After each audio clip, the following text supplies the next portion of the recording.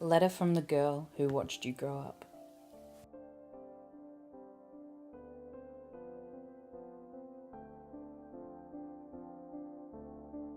The first time I saw you, I was surprised I could see you.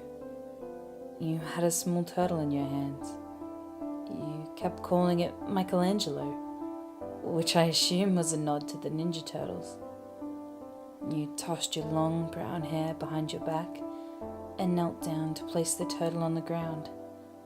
You were excited to see it wobbling on the grass. It reminded me of my cat and how I used to play with him when I was your age. I witnessed your entire childhood from my small window. Your first ride on a bike, your first day of school, your first real friend Brenda, your first day of middle school, and the cute uniform you got to wear. The time you won the science fair and you brought home a trophy shaped like a cell. Wow, that's amazing. You were such a happy girl. I saw you grow older, your body changing. You grew taller, slimmer, your face as beautiful as ever. I witnessed others start to notice you in a different way. The stares from the jealous girls, the googly eyes from the young boys. As all of this happened before my eyes, I noticed myself changing too. I got older. I got weaker. I got disillusioned, bruised. I lost my will to escape my painful life. All I had was this window to your life to keep me going. And I lived my days through yours. Watching you was enough entertainment for me. You couldn't know the different ways you saved me from bad thoughts, bad days, and all the pain that I had been suffering from.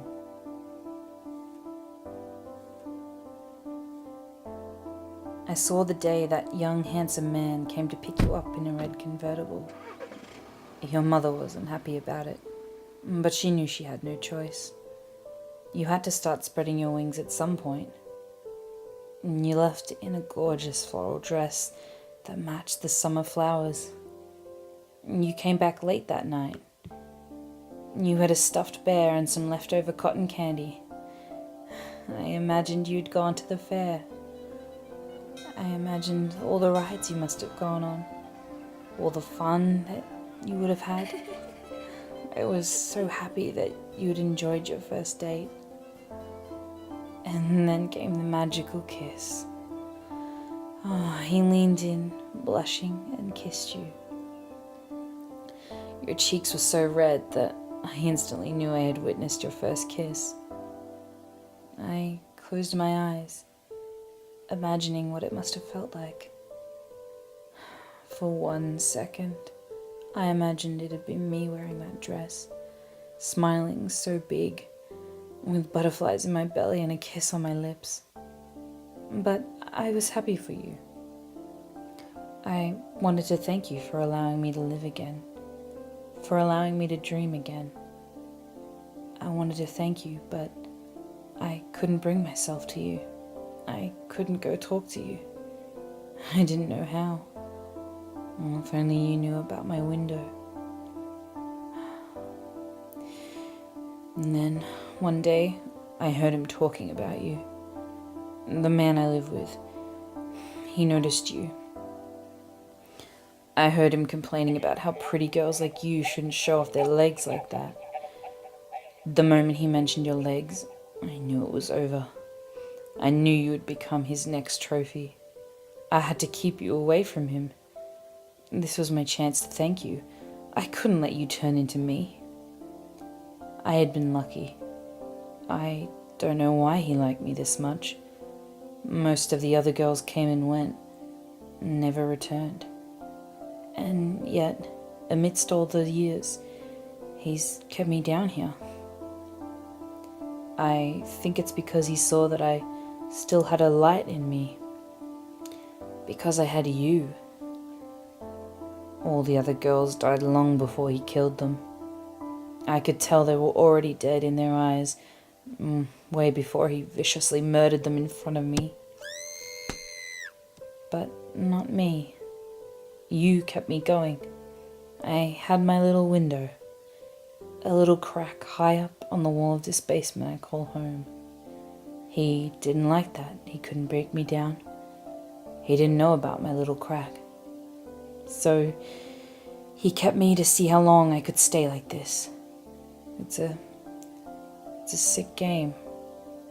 But I've been winning, thanks to you.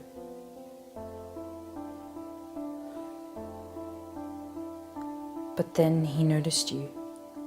And I knew what fate awaited you if he laid his monstrous hands on you. Whatever strength I had left, I've collected, and I've prepared myself to finally do something about it. I want to thank you, because if you're reading this letter, it means I did it. I gathered my courage, packed it neatly into action, and went through with my plan to escape, once and for all. I'll make him believe I've died. I don't know if it'll work, but if it does, he'll reach to pick me up.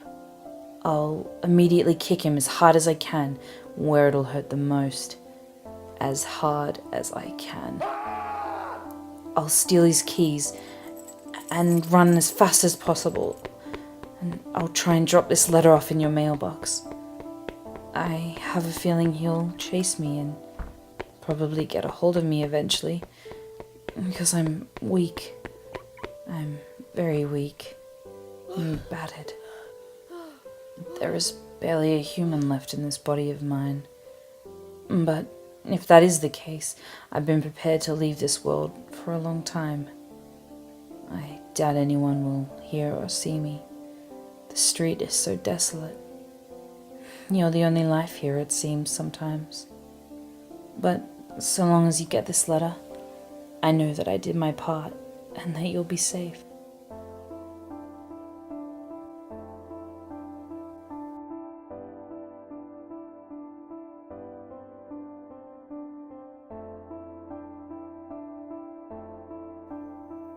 Monsters are real. And this one is named Brian Morehouse. He's your front door neighbor, and I have been kept captive in his basement for a very long time. I've lost track of the years, but I believe I must be in my late 20s by now. I was 15 when he first brought me here. My parents must have looked for me. Please don't tell them about me. I don't want them to know about everything he's done to me. I don't want them to see me this way. I just want you to report him to the police.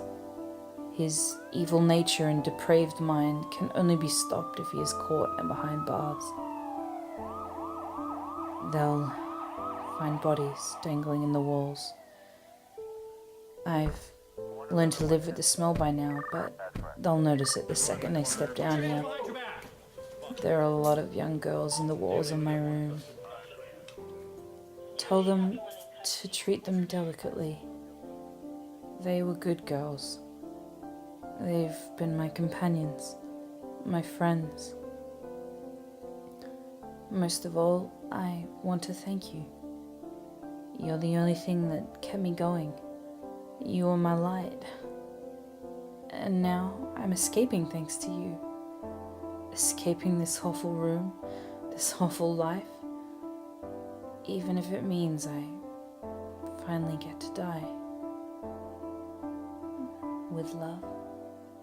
And the girl who watched you grow up.